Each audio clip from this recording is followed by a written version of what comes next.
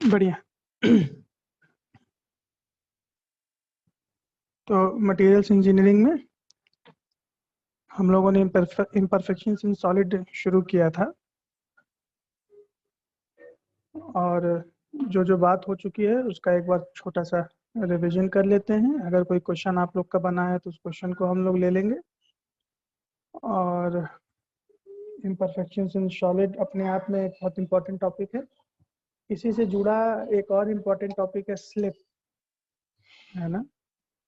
और स्लिप को जब पढ़ाने जाते हैं तो उस पर कितना स्ट्रेस लग रहा होता है ना, शेयर स्ट्रेस, सॉरी, कितना लग रहा होता है, वो एक इम्पॉर्टेंट फैक्टर है ये जानने के लिए कि हम जब कोई भी अपना मटेरियल प्लान करेंगे, मटेरियल से कोई प्रोडक्ट प्लान करेंगे, तो उस पर कितना शेयर स्ट्रेस लगेगा, है ना। उस फैक्टर पे भी हम लोग आज बात करने की कोशिश करेंगे। तो इतनी बात हम लोग को आज करनी है, देखते हैं कितनी बात हो पाती है। अच्छा, ठीक है। तो हम लोग ये टॉपिक क्यों पढ़ रहे हैं इसके बारे में भी हम लोगों ने बात किया हुआ था आप लोगों से। हम लोग इस टॉपिक को इसलिए पढ़ने जा रहे थे क्योंकि मटेरियल्स इंजीनियरिंग में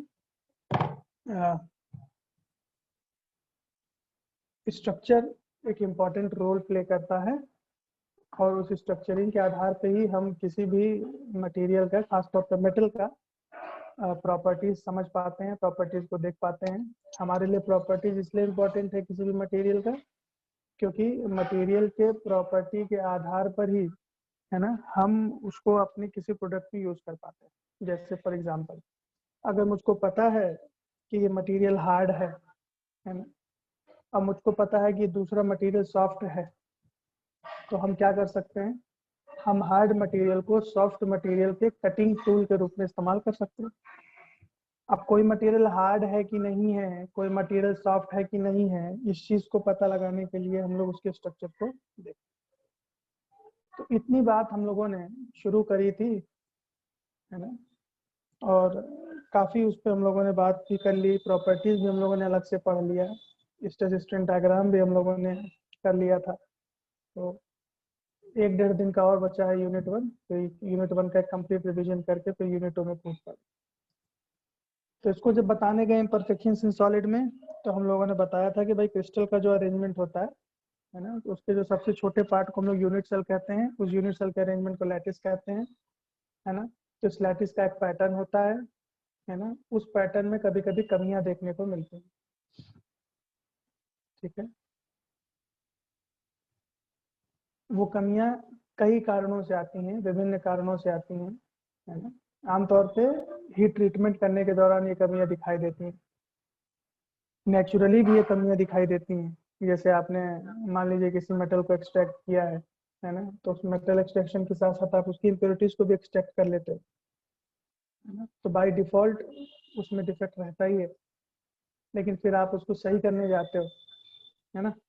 तो आप उसको हीट करते हो, आप उसको मेल्ट करते हो, मेल्ट करके उसको सॉलिडिफाई करते हो। तो मेल्टिंग का, सॉलिडिफिकेशन का अपना एक नियम है ना। तो उस नियम के आधार पर सब कुछ होता है, तो ठीक ठीक सॉलिडिफिकेशन होता है, ठीक ठीक प्रोडक्ट हमको मिलता है। लेकिन अगर सॉलिडिफिकेशन में कोई दिक्कत हो गई, है ना, तो जो रेगुलर पैटर्न बनना होता है उसके बदले इरेगुलर पैटर्न हमको बना हुआ दिखाई देता है, due to improper solidification. Proper solidification नहीं होने के कारण ऐसा होता है, हो सकता है, ठीक है। तो उसको हम लोगों ने क्या बोला, इम्परफेक्शन इन सॉलिड्स, ठीक है। इस इम्परफेक्शन को, इस डिफेक्ट को, कई जगह आपको डिफेक्ट नाम से भी मिलेगा, डिफेक्ट्स इन सॉलिड्स, लेकिन मोस्टली इम्परफेक्शन इन सॉलिड दिखाई देगा। तो इस इम्परफेक्शन को, इस डिफेक्ट को हम लोगों ने 4 डिफरेंट टाइप्स में बांट दिया था।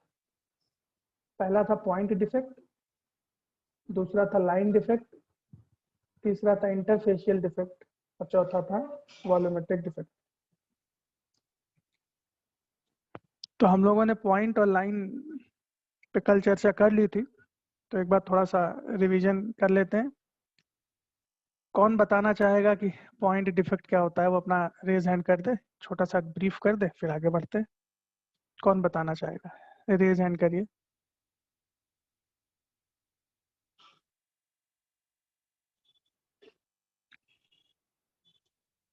ठीक है, दीपक बताइए पॉइंट डिफेक्ट क्या होता है।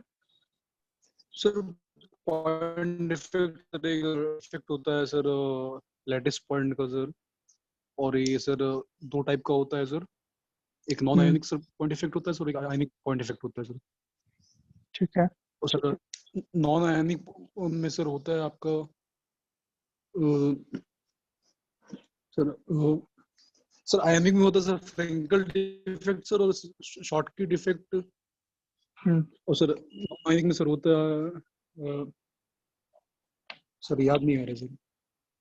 चलिए कोई बात नहीं, ठीक है। और कौन बताना चाहेगा? अभिषेक, नीरज, प्रवेश, सर्वेश, सूर्य प्रकाश। अभिषेक नहीं बताना चाहता है, सूर्य प्रकाश भी नहीं बताना चाहता है। बताना चाहो भाई, हमेशा ना करना ठीक नहीं है,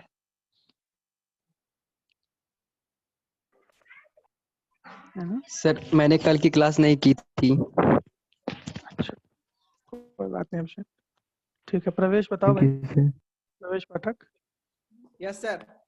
हाँ बताइए, पॉइंट डिफेक्ट क्या होता है? सर कल हम भी क्लास में नहीं थे सर।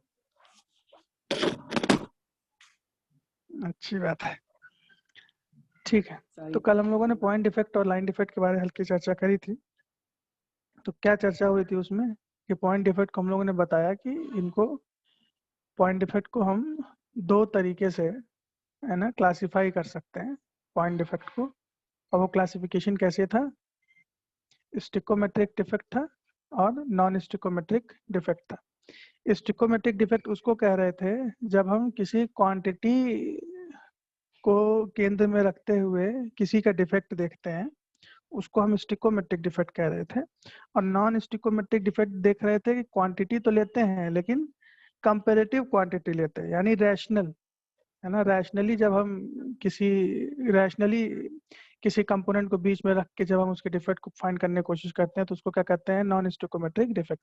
आप लोग की जानकारी के लिए बता दूं, और ये ज़रूरी बात है कि अगर आपको पॉइंट डिफेक्ट के नाम पे स्टिकोमेट्रिक और नॉन स्टिकोमेट्रिक नहीं याद रहते हैं तो आप सीधे सीधे, है ना, इन 6 तरीके को याद कर लीजिए, है ना। यानी आपको क्लासिफाई करने की जरूरत नहीं है स्टिकोमेट्रिक और नॉन स्टिकोमेट्रिक में। आप ये सिर्फ 6 तरीके से, ये 6 तरीके के टाइप्स के डिफेक्ट को याद कर लीजिएगा, है ना। और जिसको समझ में आ रहा है फिर उसके लिए तो कोई समस्या नहीं है ना। ये क्लास सिर्फ उसके लिए नहीं है जिसको समझ में आ रहा है, ये क्लास उसके लिए भी है जो याद करके पढ़ाई करता है। तो दोनों ही लोगों के लिए मैं बता रहा हूँ। तो स्टिकोमेट्रिक में 4 तरीके के डिफेक्ट आया: vacancy defect, interstitial defect, short की डिफेक्ट, फ्रैंकल डिफेक्ट। और जो नॉन स्टिकोमेट्रिक डिफेक्ट था उसमें 2 आता था: मेटल एक्सेस डिफेक्ट और मेटल डिफिशिएंसी डिफेक्ट।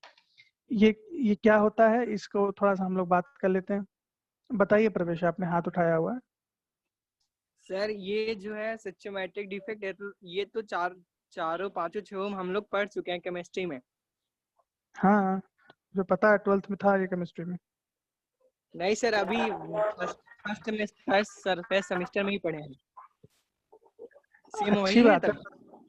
बस हाँ हाँ, अगर याद है तो अच्छा है ना। 12th में भी सर था ये, मैम ने 12th तो में पढ़े थे। हाँ sir ma'am hello systematic ma'am ने बताई थी, नॉन पॉइंट एक लोग डिफेक्ट को बताइए, एक लोग बोलिए, कौन बोलना चाहता है? प्रवेश ने हाथ उठाया, प्रवेश बोले, फिर सूर्य प्रकाश से सुनेंगे। हाँ प्रवेश बताइए। सर मैम जो है सिस्टमैटिक नॉन सिस्टमैटिक समझाई थी। उसमें सिस्टमैटिक में क्या रहता है, उसमें एक अनायन मिस हो जाता है, कटायन की जगह पे आ जाता है। हाँ और नॉन ठीक सिस्टमैटिक है, में सर कटायन मिस होते हैं, उसमें अनायन आते हैं। अच्छा देखो, स्टिकोमेट्रिक और नॉन स्टिकोमेट्रिक में क्या होता है? स्टिकोमेट्रिक हम लोग क्वांटिटी की बात करते हैं, नॉन स्टिकोमेट्रिक में हम लोग रैशनली बात करते हैं। अभी दोनों चीज़ों को मैं एक बार बताने की कोशिश करता हूँ। मैम ने क्या बताया मुझे पता नहीं है, जो मैं बताने की सर कोशिश कर रहा हूँ उसको देखो इसका रिलेट करके। प्रोनाउंसिएशन स्टेचोमेट्रिक होगा ना? नहीं, डिक्शनरी में देखोगे तो स्टिकोमेट्रिक इसका प्रोनाउंसिएशन है।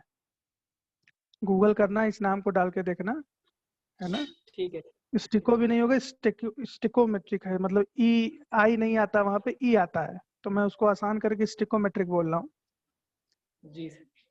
है ना। हाँ, उसको गूगल कर लेना तो उसमें उसका प्रोनाउंसिएशन दिखाएगा। तो ठीक है क्या सर। बताया स्टिकोमेट्रिक में? हम लोग स्टोकोमेट्रिक में क्वांटिटी वाइज बात करते थे, तो इसमें दो तरीके का, नॉन आयनिक और आयनिक, है ना। तो ऊपर की ये दो जो नॉन आयनिक हो गए, इसमें मतलब हम लोग कैटायन या एनायन की बात नहीं करते हैं, हम लोग सीधे बात करते हैं पूरे के पूरे एटम का, है ना। तो एक एटम मिस हो गया किसी पैटर्न में, उसको वैकेंसी डिफेक्ट कह दिया। किसी जगह पे या तो एक्स्ट्रा एटम आ गया या एटम की जगह कुछ और आ गया, तो उसको क्या बोल दिया हम लोगों ने, इंटरस्टिशियल डिफेक्ट बोल दिया, है ना। शॉर्ट की में देखने जाते हैं तो अभी आयोनिक डिफेक्ट आ जाता है। तो शॉर्ट की में क्या होता है कि जहाँ पे आपका एनायंस होना है वहाँ पे एनायंस नहीं दिख रहा है, या जहाँ पे आपका कैटायन होना है वहाँ पे आपका कैटायन नहीं दिख रहा है ना। यानी अल्टीमेटली ये हो रहा है कि आयंस अपनी जगह पे नहीं है, उसको क्या बोल दिया, शॉर्ट की डिफेक्ट बोला। फ्रेंकल डिफेक्ट में क्या बोला कि क्वांटिटी वाइज जितने ए होने चाहिए, यानी जितने कैटायंस होने चाहिए उतने हैं, जितने एनायंस होने चाहिए उतने हैं, लेकिन या तो कैटायन या तो एनायन में से कोई एक अपनी जगह पे नहीं है ना। तो आमतौर पे मूवमेंट कौन कर रहा है, ये कैटायन कर रहा है। तो इसको क्या बोला हम लोगों ने, फ्रेंकल डिफेक्ट। तो ये हो जाता है आपका स्टिकोमेट्रिक डिफेक्ट। वही नॉन स्टिकोमेट्रिक डिफेक्ट में जाते हैं तो रैशनली लेते हैं, यानी वैल्यू ऑफ ए और value of B, number of, है ना, number of A upon number of B के आधार पे इसको हम लोगों ने रखा हुआ है। तो क्या दिखाई देता है, कहीं पे मेटल एक्सेस में दिखाई देता है, जैसे यहाँ पे, है ना, एक्स्ट्रा इलेक्ट्रॉन्स ग्रुप में दिखाई दिया, या तो मेटल डिफिशिएंट दिखाई देता है जैसे यहाँ पे। इसको क्या बोला हम लोगों ने, नॉन स्टिकोमेट्रिक डिफेक्ट। ठीक है। तो ये मेटल्स के डिफेक्ट हम लोगों ने कल बात किया था पॉइंट वाले पे, है ना। फिर तरीके पे गए तो क्या बात किया, दो पॉइंट को मिला के, मिनिमम दो पॉइंट को मिला के हम एक लाइन बनाते हैं। तो इम्परफेक्शंस इन सॉलिड जो है ये आप लोगों ने 12th में भी पढ़ा होगा और मोस्ट प्रोबेबली आपने फर्स्ट सेमेस्टर में भी पढ़ा होगा। तो point defect, line defect, interfacial और वॉल्यूमेट्रिक। तो आज हम ऐसा करते हैं कि फर्स्ट सेमेस्टर के याददाश्त के आधार पे थोड़ा सा हम लोग चर्चा कर लेते हैं और आप लोग से ही सुनने की कोशिश करते हैं कि फिर ये लाइन डिफेक्ट क्या होता है। चलिए ठीक है, अभिषेक नहीं, सूर्य प्रकाश, बताइए लाइन डिफेक्ट क्या होता है बच्चा। सर लाइन डिफेक्ट नहीं पढ़ाया गया है, सिर्फ पॉइंट डिफेक्ट पढ़ाया गया था।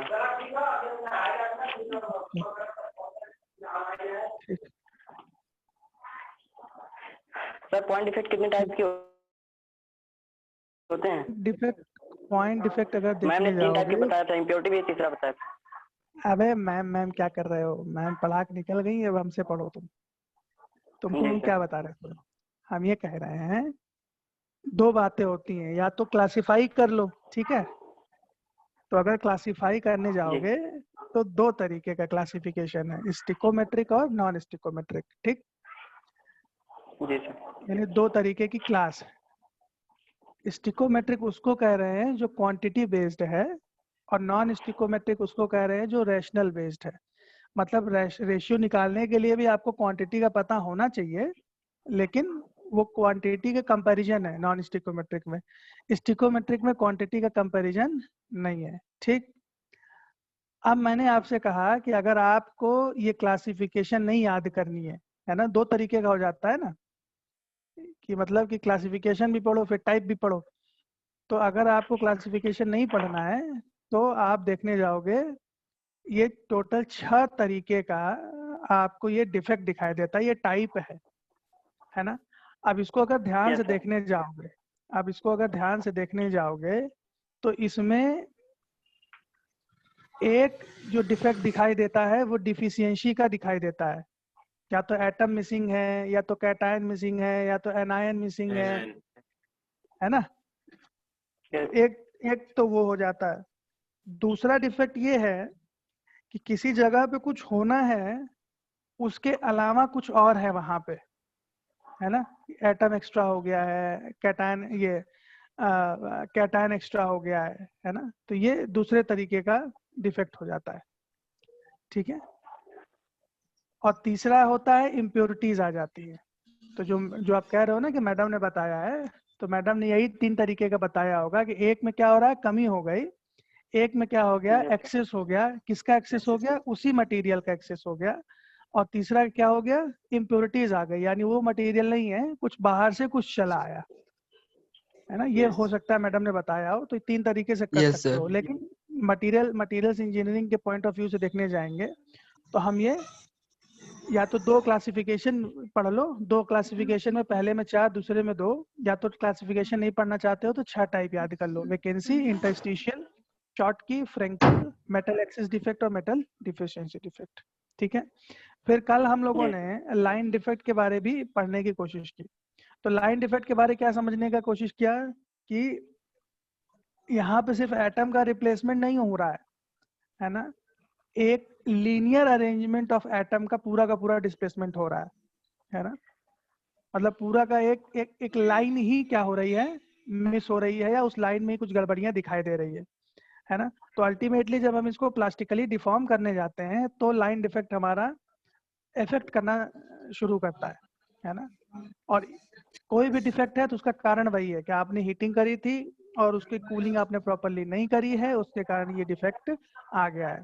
अब उसको देखने गए तो हम लोगों ने लाइन डिफेक्ट में क्या किया, 2 तरीके के लाइन डिफेक्ट को समझने की कोशिश की। पहला लाइन डिफेक्ट था एज, मतलब टोटली देन इसको डिसलोकेशन ही कहते हैं। तो एक डिसलोकेशन किसको बोला हम लोगों ने, एक लोकेशन बोला एज डिसलोकेशन बोला, और दूसरा बोला स्क्रू डिसलोकेशन। एज में क्या हुआ है, एज में देखो राइट से देखोगे तो ये देखो ये 3 पैटर्न दिखाई दे रहा है, समझने की कोशिश करो। जहाँ पे इस समय मेरा वो है, एक सेकेंड, ले जब देखो जैसे है ना, ये सिर्फ डिपिक्शन है, खाली दिखाने की कोशिश, समझाने की कोशिश की गई है। उसको देखो, जैसे इधर से चलोगे तो देखो एक लाइन दिखाई दे रही है एटम्स की, 2 लाइन दिखाई दे रही है एटम की। लेफ्ट राइट से आओगे तो एक लाइन दिखाई दे रही है एटम की, 2 लाइन दिखाई दे रही है एटम की, है ना। तो ये पैटर्न पूरा सेट दिखाई दे रहा है। अगर नीचे से देखने जाओगे तो 1 2 3 4 5 6 7 8 लाइन ऊपर दिखाई दे रही थी। ऊपर देखने गए तो 1 2 3 4 5 6 7 8 9। तो हुआ क्या, बीच में पूरा एक लीनियर अरेंजमेंट ऑफ एटम बीच में आ गया, है ना। अब इसको यहाँ देखने की कोशिश करो, ये देखो ये वाला हिस्सा, ये पूरा एक लीनियर अरेंजमेंट। तो 2 ही एटम से एक लाइन बन जाती है, तो उसको दिखा सकते हैं। एक पूरा लीनियर अरेंजमेंट क्या हुआ, बीच में घुसाया, इसको क्या बोला, एज डिसलोकेशन, है ना। कभी कभी एग्जाम में ये टेलर ओरोवान डिसलोकेशन के नाम से भी पूछा जाता है, तो उसमें बहुत कंफ्यूज होने की जरूरत नहीं है, खाली टेलर या खाली ओरोवान याद रखोगे तब भी काम हो जाएगा। स्क्रू डिसलोकेशन में क्या हो रहा है, स्क्रू डिसलोकेशन में कुछ एक्स्ट्रा बीच में घुस नहीं रहा है ना। हो क्या रहा है, किसी एक पर्टिकुलर स्पॉट पे उसी लाइन में दूसरे स्पॉट तक एटम्स क्या हो गए हैं, डिसलोकेट हो गए हैं। यानी एज में एक्स्ट्रा एटम्स आ गए बीच में। स्क्रू में ऐसा नहीं हुआ, स्क्रू में खाली क्या हुआ, शिफ्टिंग हो गई थ्रू अ लाइन, एक लाइन के थ्रू क्या हो गई, शिफ्टिंग हो गई। तो इस वाले फिगर में देखो ये डिपिक्शन आपको दिखाई दे रहा है ना। ये पूरे लाइन की शिफ्टिंग हो गई। हाँ, सब में ही दिख रहा है। तो ये अलग अलग तरीका है देखने का, उसको देख सकते हैं। इसको दूसरे नाम से जाना जाता है बर्गर्स डिसलोकेशन नाम से, तो ये भी याद रहेगा मुझे लगता है। ठीक है, फिर आगे बढ़ते हैं। इंटरफेशियल डिफेक्ट्स में देखने जाएं तो हमको 6 तरीके से इंटरफेशियल डिफेक्ट दिखाई देता है। अब इंटरफेशियल क्या है, इसको थोड़ा सा समझ लेते हैं। इंटरफेशियल का मतलब हुआ ये, रुको एक सेकेंड, हाँ, इंटरफेशियल का क्या हुआ कि ये आपका एक पॉइंट था, ठीक है। तो ये पॉइंट था, ये पॉइंट नहीं था, इसको पॉइंट डिफेक्ट में बोला, ठीक है। इसी तरीके से 2 पॉइंट या 3 पॉइंट मिलके एक पूरी लाइन बन गई, है ना। उस लाइन के बेस पे या तो एक एक्स्ट्रा लाइन बीच में घुस गई है, या ये लाइन टेढ़ी हो गई है, उसके आधार पे क्या बोला, लाइन डिफेक्ट बोला। अब इंटरफेशियल डिफेक्ट क्या हो रहा है, इंटरफेशियल मतलब कि हमको एक प्लेन बनाने के लिए मिनिमम 3 पॉइंट चाहिए होते हैं, है ना। तो ये क्या बन गया आपका, एक सेकंड, ये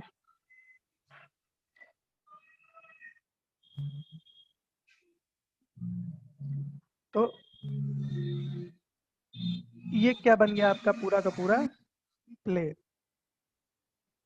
ठीक, तो ये वाला जो हिस्सा है आगे वाला, ये क्या हो गया आपका सरफेस होगा, ये प्लेन हो गया। तो इनको क्या बोला हम लोगों ने, इंटरफेशियल डिफेक्ट, है ना। इसीलिए इसको 2D इम्परफेक्शन भी बोला, यानी एक्स पे और वाई पे। पॉइंट तो पॉइंट ही था, लाइन में या तो सिर्फ वाई एक्सिस पे डिफेक्ट दिख रहा था या सिर्फ एक्स एक्सिस पे डिफेक्ट दिख रहा था। अभी इंटरफेशियल में क्या हो गया, हमको जो डिफेक्ट दिखाई देगा वो एक्स और वाई दोनों एक्सिस पे दिखाई देगा। इसको देखने जाएं तो हमारे पास 6 तरीके से डिफेक्ट है। पहला क्या है, सरफेस डिफेक्ट, दूसरा ग्रेन बाउंड्रीज डिफेक्ट, तीसरा टिल्ट बाउंड्री, चौथा ट्विस्ट बाउंड्री, पांचवा ट्विन बाउंड्री और छठा स्टैकिंग फॉल्ट। अब ये क्या होता है, थोड़ा इसको हम लोग समझ लेते हैं। तो सरफेस डिफेक्ट क्या होता है, सरफेस डिफेक्ट में कुछ ऐसा अरेंजमेंट होता है, एक सेकंड इसको पहले साफ करें।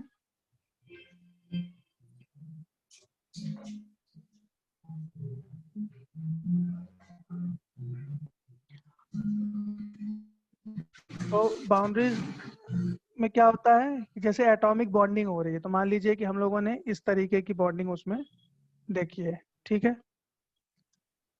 अब पता चला कि ऊपरी सरफेस पे, मतलब थ्रू दी सरफेस, जो ऊपरी सतह पे जो बॉन्डिंग शुरू हुई थी, ये कैसी है, ये इनकम्प्लीट है, अनसेटिस्फाइड है ना। तो रफ सरफेसेस दिखाई दे रहे हैं, ऊपर नीचे दिखाई दे रहा है, थ्रू आउट दी सरफेस, पूरे सरफेस की हम बात कर रहे हैं, है ना, इस पूरे सरफेस की हम बात कर रहे हैं, ठीक है। इसको हम लोगों ने क्या बोला, सरफेस डिफेक्ट। वहीं ग्रेन बाउंड्री डिफेक्ट में क्या होता है कि ग्रेन्स का जो पैटर्न होता है ना, तो दो एडजेसेंट यानी दो अगल बगल वाले ग्रेन पैटर्न में जब मैं दिक्कतें देखता हूँ, यानी सिर्फ लाइन में नहीं, सिर्फ लाइन एक उस पे नहीं, एक्स भी देख सकते हैं और वाई भी देख सकते हैं, है ना। तो ग्रेन बाउंड्री के आधार पे जब मैं इसमें डिफेक्ट देखता हूँ, उसके पैटर्न में अंतर देखता हूँ, तो उसको मैं क्या बोलता हूँ, ग्रेन डिफेक्ट। तो सरफेस डिफेक्ट और ग्रेन बाउंड्री में क्या डिफेक्ट है, सरफेस डिफेक्ट में थ्रू आउट दी सरफेस, यानी ये जो हम सरफेस बनाते हैं ऊपर का, है ना, इस पूरे सरफेस पे ये जो अरेंजमेंट है ये कैसा है, वो सेटिस्फैक्टरी नहीं है, जो बॉन्डिंग है वो ठीक से नहीं है, ठीक है। यहाँ पे हम क्रैक्स की बात नहीं कर रहे, ये ध्यान देना, यहाँ पे मैं क्रैक्स की या खुरचन की या इंटेंटेशन की बात नहीं कर रहा हूँ, मैं अरेंजमेंट ऑफ एटम्स की बात कर रहा हूँ, ठीक है। वहीं ग्रेन बाउंड्री डिफेक्ट में क्या बता रहे हैं कि ग्रेन्स के अरेंजमेंट पे जब वो क्योंकि बॉन्डिंग है ना, तो एक लैटिस जब दूसरे लैटिस से मिलने जाता है, तो वहां पे जो अरेंजमेंट होता है, यहाँ पे जो बॉन्डिंग होती है, वहां पे जब मुझको इरेगुलरिटीज दिखाई देती हैं, तो जाहिर सी बात है 1D अरेंजमेंट तो होता नहीं है आपके लैटिस का, आपके लैटिस का तो 3D अरेंजमेंट होता है ना, यानी आपका जो लैटिस है वो पूरा का पूरा इस तरीके का बना रहता है ना। अब तो ये एक लैटिस हो गया, एक लैटिस जब दूसरे लैटिस से मिल रहा है और वहां पे अगर आपको कुछ यूनियन में दिक्कत आती है, तो उसको हमने क्या बोला, ग्रेन बाउंड्री डिफेक्ट। आगे चलते हैं, टिल्ट एंड ट्विस्ट बाउंड्रीज। अब टिल्ट एंड ट्विस्ट बाउंड्रीज क्या है, टिल्ट का मतलब होता है थोड़ा सा झुका होना, है ना। अब देखो, ये अब फिगर देखो, ये देख रहे हो, ये एक लैटिस है, ये दूसरा लैटिस है। अच्छा, इस फिगर से आप लैटिस भी समझ पाओगे कि मैं लैटिस कह किसको रहा हूँ। इसका एक छोटा हिस्सा यूनिट सेल कहलाएगा, कि ढेर सारी यूनिट सेल्स को बना के हम लोगों ने एक लैटिस बना लिया है।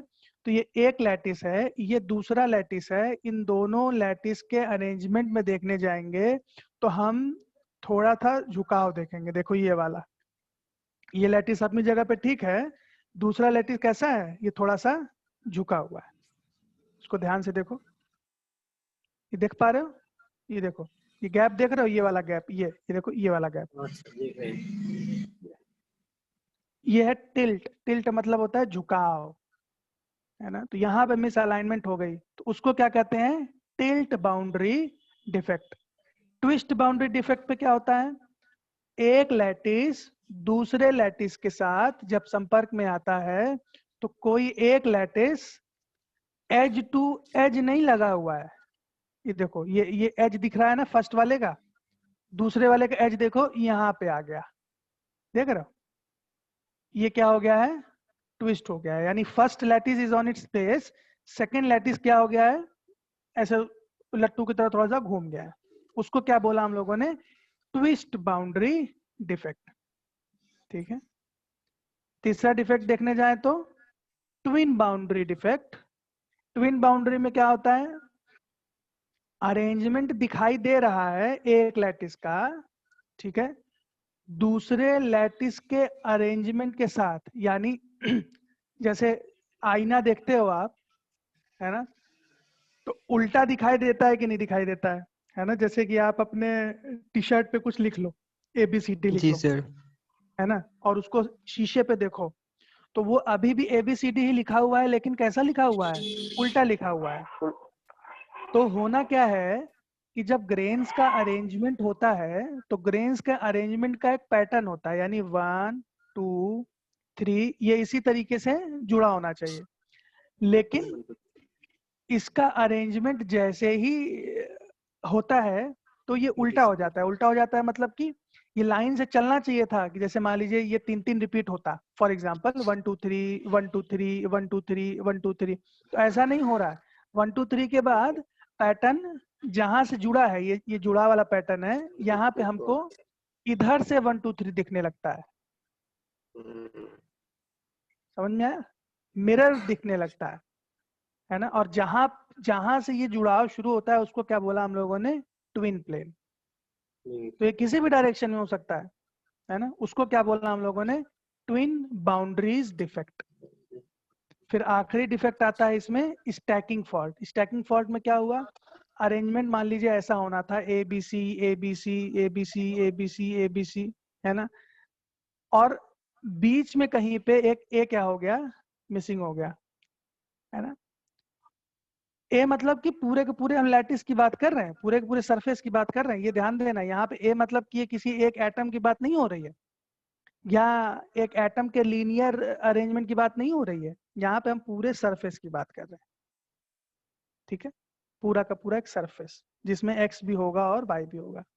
तो अरेंजमेंट होना चाहिए था ABC ABC ABC इस तरह करके, लेकिन अरेंजमेंट कैसा हो गया, ABC ABC और यहाँ पे एक क्या हो गया, मिसिंग हो गया, फिर BC, है ना, और फिर पैटर्न वैसे ही चलने लगा ABC ABC, यानी बीच में से एक क्या हो गया, गड़बड़ हो गया, यानी बीच में से एक पूरा सरफेस XY क्या हो रहा है, गायब हो रहा है या वहां पे मिसप्लेस हो रहा है। इसको क्या बोला हम लोगों ने, ट्विन बाउंड्री या स्टैकिंग फॉल्ट का डिफेक्ट। ठीक है,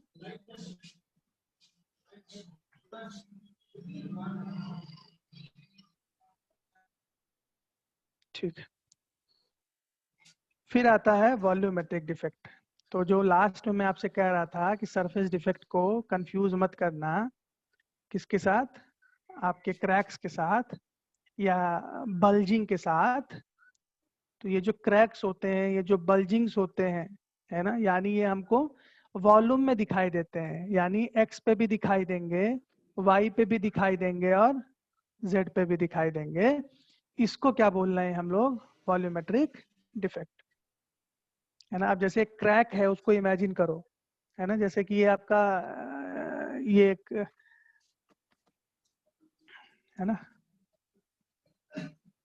मान लो ये आपका एक क्यूब है या क्यूबॉइड है और इस पे एक क्रैक है। क्या लगता है ये क्रैक क्या खाली एक्स और वाई पे ही होगा क्या, एक्स और जेड पे ही होगा क्या? ये क्रैक तो एक्स पे भी बढ़ रहा है, वाई पे भी बढ़ रहा है और जेड पे भी इसकी एक जेड पे लेंथ भी। है। अगर आप देखो एक्स पे भी है, वाई पे भी है और इसकी हाइट भी है, कि किसी ऊंचाई पे भी है ना। उसको हम क्या कह रहे हैं, वॉल्यूमेट्रिक डिफेक्ट। तो पोर्स हो गए, छेद होते हैं जैसे, या बबल्स फंस गए हैं, क्रैक्स हो गए हैं, फॉरेन इंक्लूजन हो गए हैं, है ना, या कोई फेज रह गया है ना, एक फेज सॉलिड रह गया है, एक फेज लिक्विड रह गया है ना, उसको क्या कह रहे हैं, आपका वॉल्यूमेट्रिक डिफेक्ट।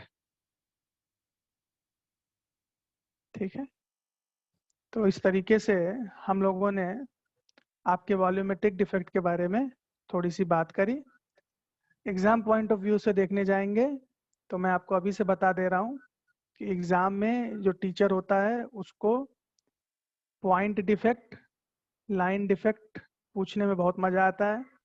उसके अलावा जब वो अंदर जाता है तो स्टिकोमेट्रिक और नॉन स्टिकोमेट्रिक पे वो बहुत चर्चा नहीं करता है, लेकिन शॉर्ट की और फ्रेंकल नाम से वो एग्जाम में पूछ सकता है। ठीक है, तो इसको भी थोड़ा सा ध्यान दे दीजिएगा, शॉर्ट की डिफेक्ट और फ्रेंकल डिफेक्ट क्या होता है। इस पे बहुत ज्यादा लोग ध्यान नहीं देते हैं। मैं ये नहीं कह रहा हूँ कि 2 ही याद करना है, लेकिन मैं आपको कह रहा हूँ कि किस पे ज्यादा प्रायोरिटी रखनी है। उसके अलावा जब लाइन डिफेक्ट में जाते हैं तो लोग डिसलोकेशंस पे बात नहीं करते हैं बहुत ज्यादा, क्योंकि डिसलोकेशन और स्लिप ये एकदम जुड़े हुए शब्द हैं, तो लोगों को स्लिप पूछने में ज्यादा मजा आता है। तो जो स्लिप वाला पोर्शन है ये हम लोग आज दोपहर में कवर करने की कोशिश करेंगे यदि समय मिला तो, है ना।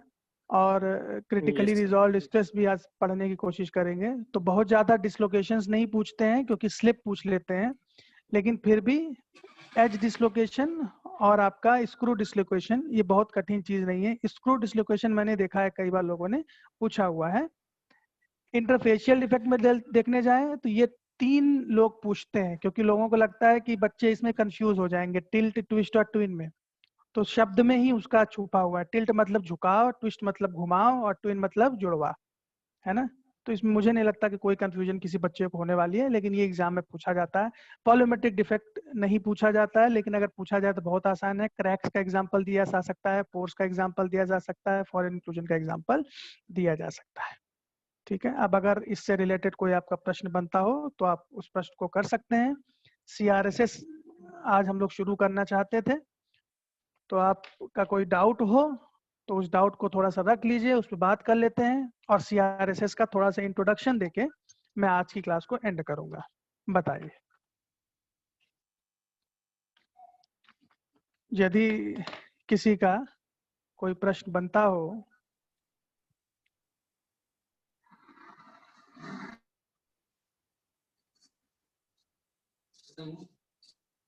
आज पूरी स्ट्रेंथ है हम लोग की क्लास की।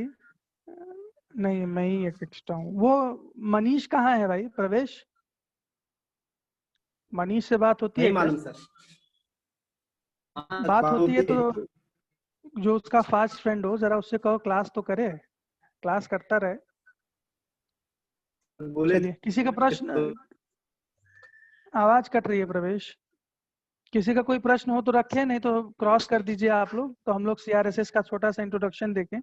सॉरी, RSS का रिजॉल्व शेयर स्ट्रेस, उसका एक छोटा सा इंट्रोडक्शन करके आज क्लास एंड करेंगे। अनिकेत, सूर्य प्रकाश, आप लोग को कुछ पूछना है?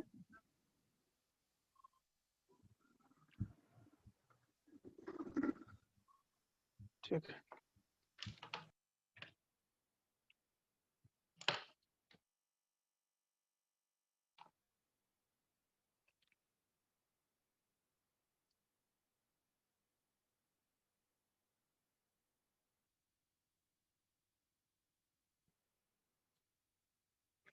ठीक है।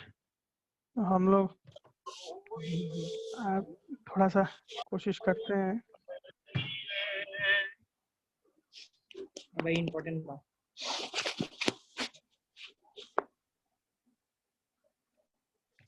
रिजॉल्व शेयर स्ट्रेस, ठीक है। तो इसका इंट्रोडक्शन दे देते हैं।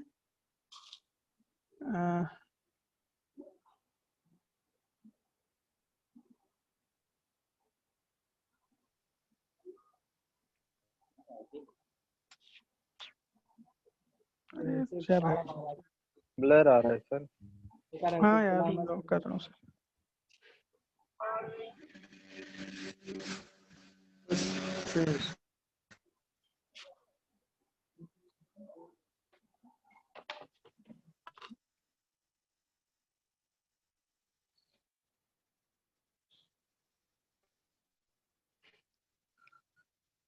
ठीक, रिजॉल्व शेयर स्ट्रेस। तो होता क्या है कि जैसे मान लीजिए कि ये आपका एक सिलिंड्रिकल सरफेस है, ठीक है। ठीक, इस सिलिंड्रिकल सरफेस पे मान लीजिए आपने एक टेंसाइल फोर्स लगाया हुआ है, ठीक है। इस फोर्स की वैल्यू हम मान लेते हैं कितनी है, F, ठीक। इस एरिया पे ये F काम कर रहा है, ठीक है। इसके काम करने के कारण इसमें कई इफेक्ट हो सकते हैं, है ना। ये तनाव के कारण खिंच सकता है ना। लेकिन डिसलोकेशंस के कारण, मिसअलाइनमेंट के कारण इसमें शियर भी प्रोड्यूस हो सकता है। शियर का मतलब होता है कट जाना या फिसल के कटना, उसको क्या कह रहे हैं, शियर, ठीक है।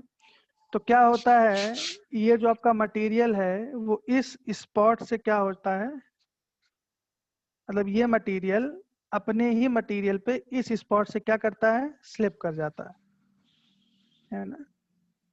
तो one surface of a material slips, one surface of a material slips on another surface of same material, उसको क्या कह रहे हैं, स्लिप कह रहे हैं, है ना। तो ये जो स्लिप है ये क्या हो जा रही है, उसकी स्लिप की डायरेक्शन हो जा रही, ठीक है। और ये क्या हो जा रहा है, उस स्लिप के प्लेन का नॉर्मल हो जा रहा है, यानी ये इसके बीच में जो है 90 डिग्री बना हुआ है, ठीक है।